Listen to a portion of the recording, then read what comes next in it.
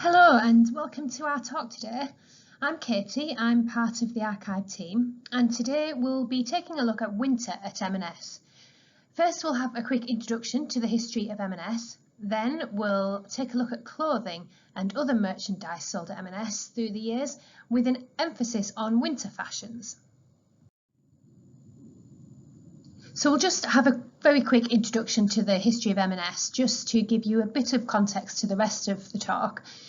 So M&S started life back in 1884 when the Jewish immigrant Michael Marks came to the north of England. When he arrived, he had very little money and he spoke poor English. He started out as a peddler and then he borrowed £5 from a local businessman, Isaac Dewhurst, and was able to buy enough stock to set up his first market stall, which was on Leeds Kirkgate Market. 10 years later, he met Tom Spencer. Tom bought half share of the business in 1894, and the rest, they say, is history. In the early days of the business, we were selling household essentials, small items, stationery, haberdashery, and so on. It was in 1926 that we started selling clothing. So our drapery department opened that year as part of our dry goods department. And a wide range of clothing was introduced, including our first range of lingerie. So the bra on the right is an early example. Women's wear, including artificial silk dresses, camibokkers and fur chokers. Menswear, including half hose, suspenders and tennis pullovers, and a range of children's wear were all available during this time. The photograph on the left shows how these new products were sold in one store in the early 1930s. So you can see there that there's a hose, socks and stockings all piled up on the counter. A collection of staff bulletins survive in the archive. These were weekly documents that instructed store managers on new products, updates and merchandising techniques. They give us a really useful insight into the types of products sold at M&S and how these changed throughout the year. Just like today, merchandising and promotions were seasonal, so they would change, for example, if cold weather was expected or in the run-up to Christmas. An example of this is that in the run-up to winter and Christmas, more floor space was given to decorations, toys and gifts, including cigarette cases, umbrellas, lead soldiers, Fairy Joan dolls, handkerchiefs, ladies' camel hair slippers at 1 and 11, gents' leather slippers at 3 and 11. This photograph shows Blackpool store in 1930, and it shows how these countertop trays were used to display the merchandise, and they'd be very easy to move and swap around to change the types of merchandise on sale whenever you needed to. The types of products customers were buying during the winter months changed, of course. So the confectionery department, for example, sold more bronchial tablets. These were closely followed on the top selling list by Sharp's Slab Toffee and Buchanan's Winter Mixture. This was in 1928.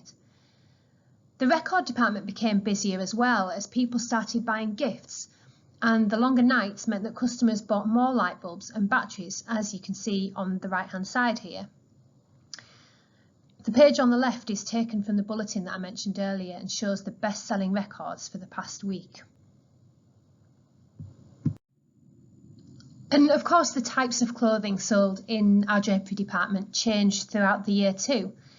So in these early years, in the 1920s, during winter, popular products included fleecy cotton artificial silk striped knickers and fur collars and children's fleecy lined tunic suits. Elastic garters were also a bestseller at Christmas.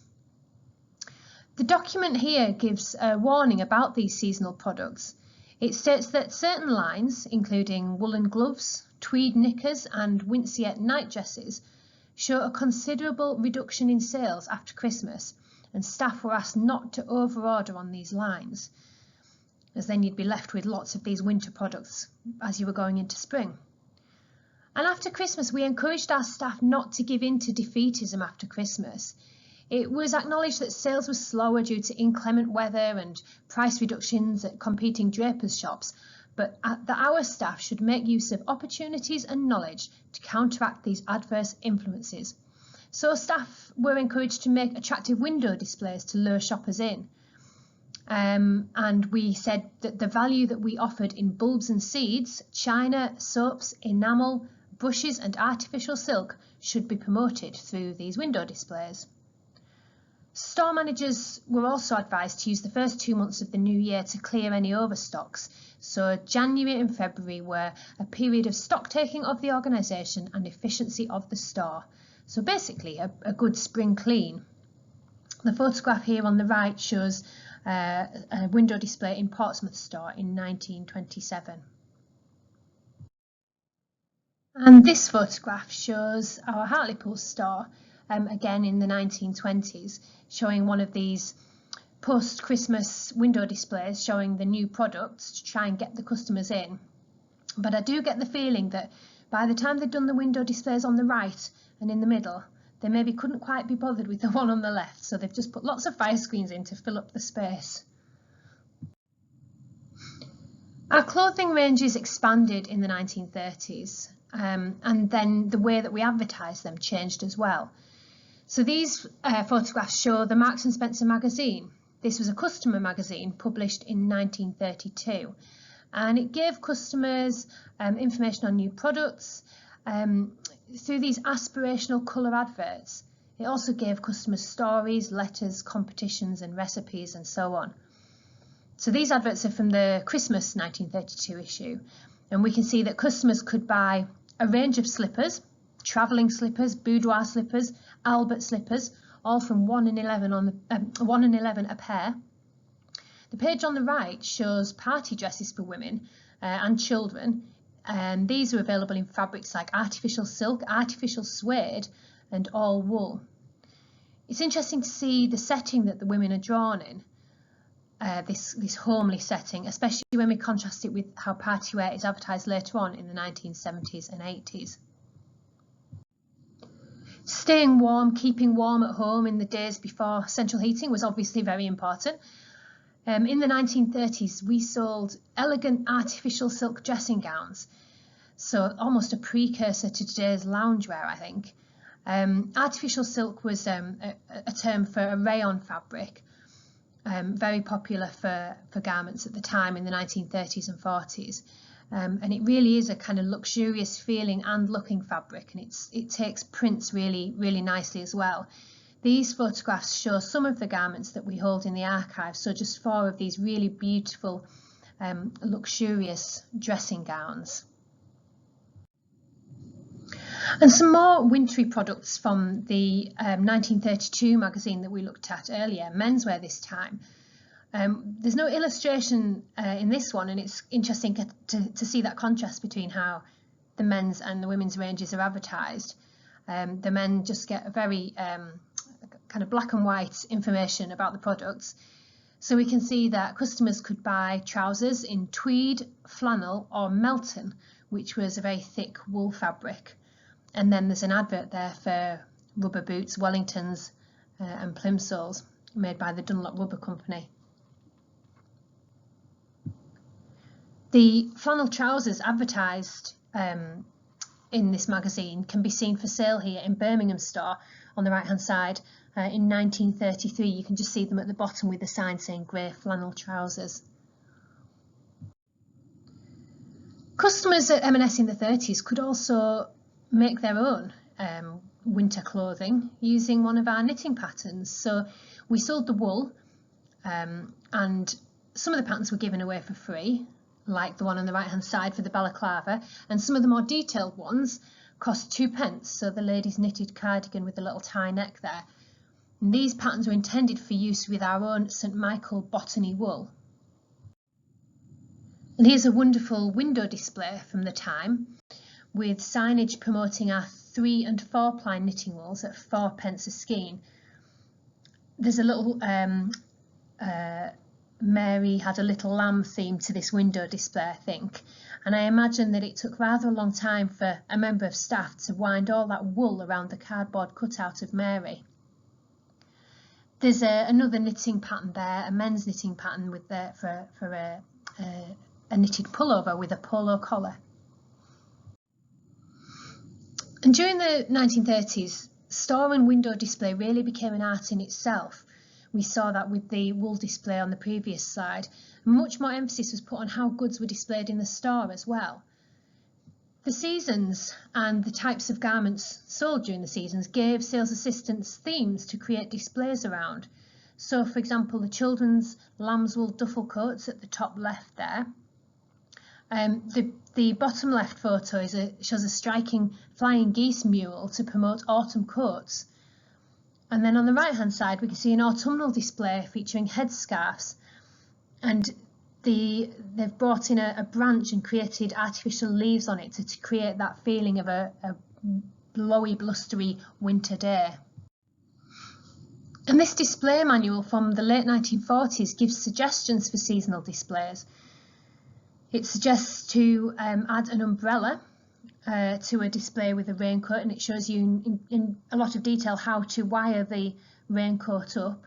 It suggests that the effect of this display is to give atmosphere and movement, so all about creating interest in the windows.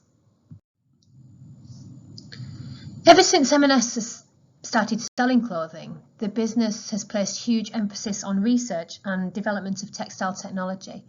So M&S was the first retail company to establish an in-house research laboratory in the 1930s, and technologists there worked on testing synthetic fibres as well as exploring the potential uses of natural fibres. Many of these tests worked towards providing clothing that would keep customers warm, so looking at woolen fabrics and the properties of new man-made fabrics and how these could be potentially blended together. So, for example, during the war, it was compulsory that socks had to be made from non-shrink wool. However, the shrinkage control process made them not particularly comfortable. So our technologists set about working on new finishes that could be applied to wool to make them less likely to shrink in the wash, but also to be comfortable to wear. And during the war, of course, warm, practical clothes became even more important. And we can see that from the previous slide with the government imposing restrictions on what types of wool socks should be made out of. Our best sellers at the time were things like heavy dressing gowns and slacks or women's trousers. So both were considered ideal shelter wear. So if the air raid siren went off in the middle of the night, you could throw on your nice warm clothes and head down to the shelter. So we saw a spike in sales of those products at this time. And these photographs they both show temporary stores, one in Sheffield and one in Yarmouth, both of which were moved into cinemas after the main stores were damaged or destroyed by air raids. Into the 1950s, and with Britain still in austerity, Simon Marks, the chairman, saw advances in textile technology that had been made during the war as the only way to satisfy the demands of the British public quickly and at a price that people could afford. So his idea was to ease the housewife's daily burden. So by the end of the 1950s, the emphasis was on providing garments that were practical, easy to wash and easy to wear. Back to socks, a winter essential of course, and the St Michael's Special on the right hand side was a pair of socks described as the aristocrat of the footwear world. So the nylon spliced heels apparently stopped the socks from wearing out as fast, which obviously was important at a time when most people would repair their own socks. They would darn any holes in socks instead of just replacing them. They were made from a high quality botany wool, so they felt softer and were a lot easier to wash. Botany wool was used for a wide range of products at M&S from the 1930s until around the 1970s. So this was a fine soft wool from merino sheep, and the name originally applied only to the fleece of sheep from Botany Bay, but by the 1950s botany was used as a term for merino wool wherever it came from. The photographs on the left show botany slipovers and fishermen's knit jumpers, both in botany wool.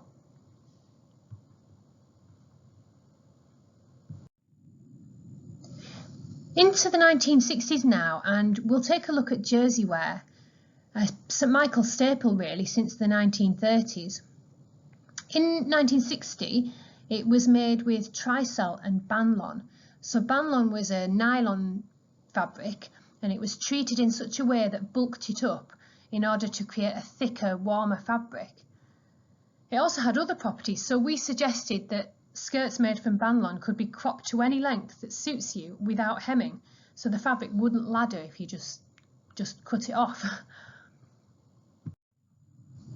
In 1966, we launched a range of colour-coordinated jersey wear. So these garments in lamb's wool, botany wool and cortelle were available in the same shades of red, green, gold and turquoise. And the range was made possible by work done by our in-house colour council who worked on standardising colours. So they realised that standardisation was necessary after, for example, 44 different shades of navy were discovered in our garments. So their work meant that different fabrics could be dyed the same shade, ensuring the customer would be able to find, for example, mustard tights to match her mustard jumper. In the 1960s, we found that the cinema was the best place to advertise our new innovative fabrics. So this advert that I'm going to show you next, it's just a 2-minute long cinema advert. It was released in 1965, and it would have been shown before the main feature at the pictures, and it was given a round of applause by the audience when it was first shown. So this film, although it's not in a wintry setting particularly, it promotes our woolen range for the year. Thursday afternoon, the 12th. I'm sitting in a hotel on the smart side of town waiting for a lead. So far, I haven't much to go on. Just these. A few pieces of cloth that add up to the secret behind WOOL, World Organization for Overindulgence in Luxury. We call it wool. Then suddenly, I get the break I've been waiting for. Across the room comes this girl in the winter white 3-piece double jersey suit. She looks great, so I check. She's in WOOL, all right. Right away, there's a tip-off. These people in wool move fast. This was no accident. This had the hallmark of wool, cerise wool jersey, and she looked as if she'd been poured into it. It figures. 3 seconds later, I'm out of the door, and I'm just too late. This is Monique, our man on the inside. She tells me that some of the smartest people in town are in WOOL now. The cab in front stops. A girl gets out. She's wearing a 2-piece suit in lamb's wool. This fools me for a minute, then I get it. They worked a switch. Same girl, different suit. Suddenly, it looks as if everybody's in wool, all with the look, the feel, the touch of luxury. It begins to make a pattern. Yes, things are on the move. That night finds me at Roy's Club, hang out for the smartest operators in town. And everyone here is in WOOL, lamb's wool, Shetland wool, botany wool, wool jersey. It all fits.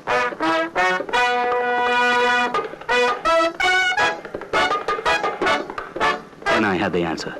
It was the names on the labels that told me, not just wool, but British wool knitwear by St. Michael from Marks & Spencer.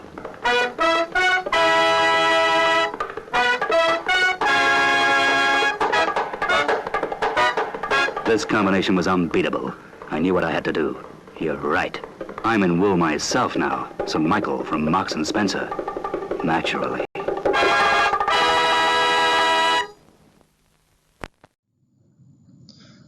In 1972, we made keeping warm a lot easier by developing a process to mass produce machine washable lamb's wool and Shetland wool. So 20 years earlier, we'd made all our wool garments shrink resistant when hand washed. But researchers in Australia discovered a way of adding a shrink-proof coating to wool, and our technologists worked quickly to find a way of getting this technique out of the laboratory and into large-scale production. So we worked with chemists and the International Wool Secretariat to do it. Wool with this shrink-proof coating also had the benefit of being more hard-wearing, and it allowed brighter dyes to be used and was much more colour-fast, so perfect for the fashions of the 1970s, which we can see here. And as we're in the 1970s, it's the perfect time to take a look at another winter staple, party wear. So this section of men's and women's wear really came into its own at M&S in the mid to late 1970s. And these 3 images show garments like velvet blazers, kaftan dresses and shiny satin fabrics. The marketing of these is quite interesting. So the models are shown at home or at other people's home, showing the popularity of dinner parties and entertaining at home at the time. And I do wonder if Abigail's party had any influence on these photos. I think all that's missing is the Wings of Love print on the wall above the fire there.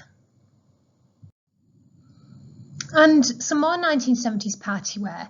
This time the marketing features nights out.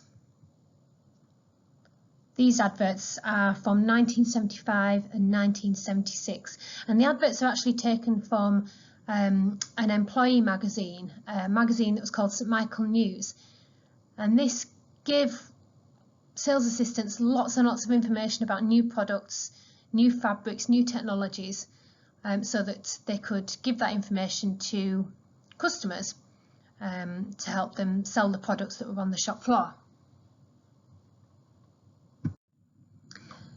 The archive holds some wonderful examples of these 1970s party fashions and evening wear, including these really bold print maxi dresses, and the one on the right is the kaftan style one that we saw in the advert previously.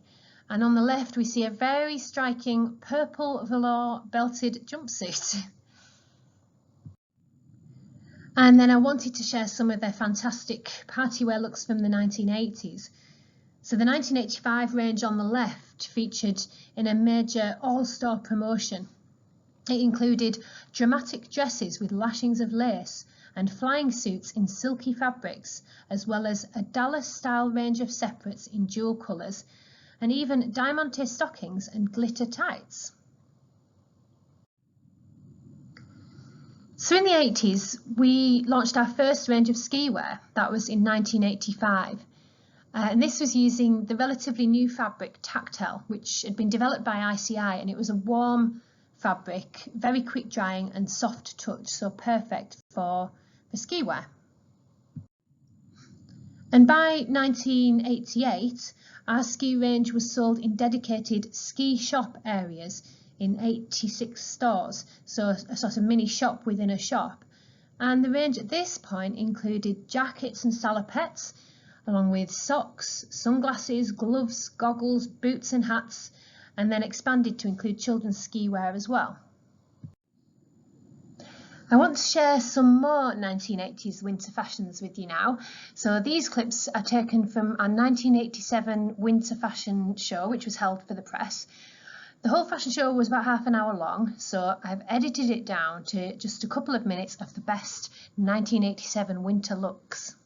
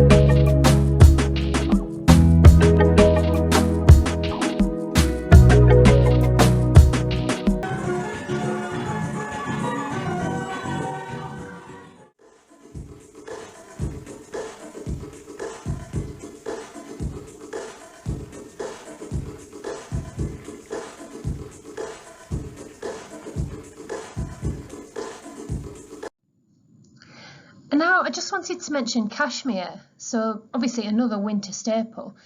We first started selling cashmere as a wool cashmere blend in the late 1950s, and there's a suit there on the left-hand side, which is from 1960, which is a wool cashmere blend. By 1971, men's cashmere jumpers were available for £5.50, and in the 2000s, we introduced cashmere that was machine washable and could be tumble dried. Today, our cashmere is sourced in accordance with our own code of practice for cashmere fibre production. So this provides clear direction on animal welfare standards. And since 2015, compliance has been a mandatory requirement for all our pure cashmere suppliers. And today, M&S continue to use new technology to keep customers cosy in the winter. So for example, heat gen technology can be found in our thermals. This is a special fibre blend that absorbs moisture from the body and generates heat. Winter coats are treated with stormwear to make them water repellent. So stormwear was developed by M&S to create water repellent fabrics that remain soft to the touch and are also stain resistant. And then body sensor socks and tights are designed to keep the wearer cool when it's warm and warm when it's cold. The technology used in body sensor is 2 layers of fabric in one, which helps to move moisture away from the skin for comfort, but also keeps the wearer warm. And the same technology is used in bedding as well. So we'll finish by going back in time with one final cinema advert. So this time it's from 1966, and the advert again is to promote wool ranges for that year. It features the comic actor Gordon Rollings and was produced for M&S in conjunction with the International Wool Secretariat. And I will just say it's very of its time, so just bear that in mind as you're watching.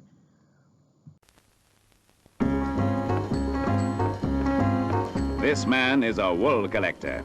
He collects only wool by St. Michael from Marks & Spencer. He prefers his wool with girls inside. Girls wearing Shetland and lamb's wool, jumpers, cardigans and skirts.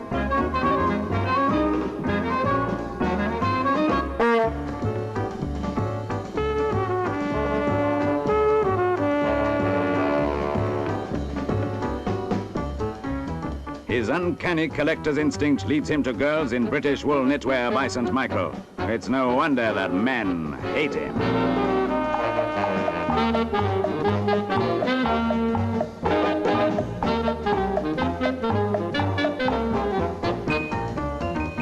He strikes with precision, for he knows that girls in exciting wool jersey suits find him irresistible.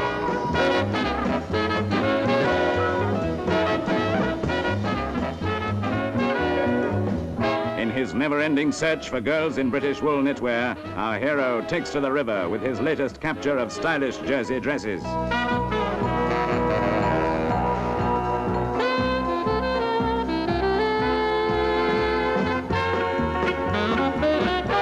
Traveling by bus can be fun, especially with music, champagne, and 17 beautiful girls.